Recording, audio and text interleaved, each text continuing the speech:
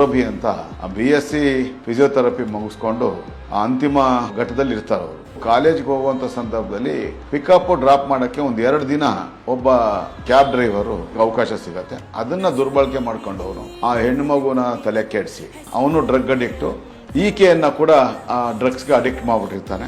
ಅವನ ಅಲಿ ಮತ್ತೆ ಅವರ ತಂದೆ ತಾಯಿಯರನ್ನ ಕರೆಸಿ ಒಂದು ವಿಡಿಯೋ ಸ್ಟೇಟ್ಮೆಂಟ್ ಕೂಡ ಮಾಡ್ಕೊಳ್ತಾರೆ, ಬರವಣಿಗೆ ಕೂಡ ತಗೊಳ್ತಾರೆ.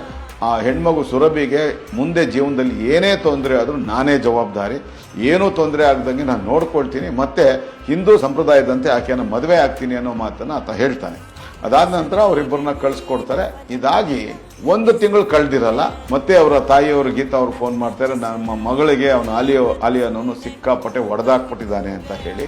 ಆ ಜಗಳ ಬಂದು 12ನೇ ತಾರೀಕು ಸೆಪ್ಟೆಂಬರ್ 2025. ಇವನು ಮುಖಾಮುಖಿ ನೋಡಿದಿರ ಊದಿಸ್ಬಿಟ್ಟಿದ್ದ. ಅಷ್ಟು ತುಂಬಾ ಚೆನ್ನಾಗಿದ್ದಂತ ಹೆಣ್ಣು ಮಗುನ ಗುರ್ತೇ ಹಿಡಿಯಕ್ಕಾಗದ ರೀತಿಯಲ್ಲಿ ವಿಕಾರ ಮಾಡ್ಬಿಟ್ಟಿರ್ತಾನೆ. ಕಣ್ಣುಗಳೆಲ್ಲ ತುಂಬಾ ದೊಡ್ಡ ದೊಡ್ಡ ಮಟ್ಟಕ್ಕೆ ಊತ ಬಂದಿರುವಂತ ರೀತಿಯಲ್ಲಿ ಆ ಹೆಣ್ಮಗಳಿರ್ತಾರೆ. ಮತ್ತೆ ಗೀತಾ ಅನ್ನೋರು ನಮ್ಮ ಮನೆಗೆ ಬರ್ತಾರೆ.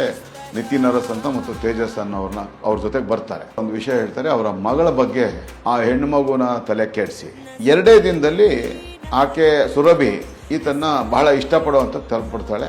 ಅದಾದ ನಂತರ 1 ವಾರ 10 ದಿನ ಕಳೆಯೋಷ್ಟರೊಳಗೆ ಅವನು ಡ್ರಗ್ ಅಡಿಕ್ಟು, ಈಕೆಯನ್ನ ಕೂಡ ಡ್ರಗ್ಸ್ಗೆ ಅಡಿಕ್ಟ್ ಮಾಡ್ಬಿಟ್ಟಿರ್ತಾನೆ. ಶನಿವಾರದ ದಿವಸ ಆಕೆಯನ್ನ ಆಸ್ಪತ್ರೆ ಬಳಿಗೆ ಹೋಗಿ ಕರ್ಕೊಂಡು ಹೋಗಿ ಭಾನುವಾರದ ದಿವಸ ಆ ಹೋಮ್ ಸ್ಟೇಯಲ್ಲಿ ಆಕೆಯನ್ನ ಬರ್ಬರವಾಗಿ ಹತ್ಯೆ ಮಾಡಿರ್ತಕ್ಕಂಥ ವಿಷಯ ನಮಗೆ ತಿಳಿದು ಬಂದ ಪೊಲೀಸ್ ಇಲಾಖೆಯಿಂದ ತಿಳಿದು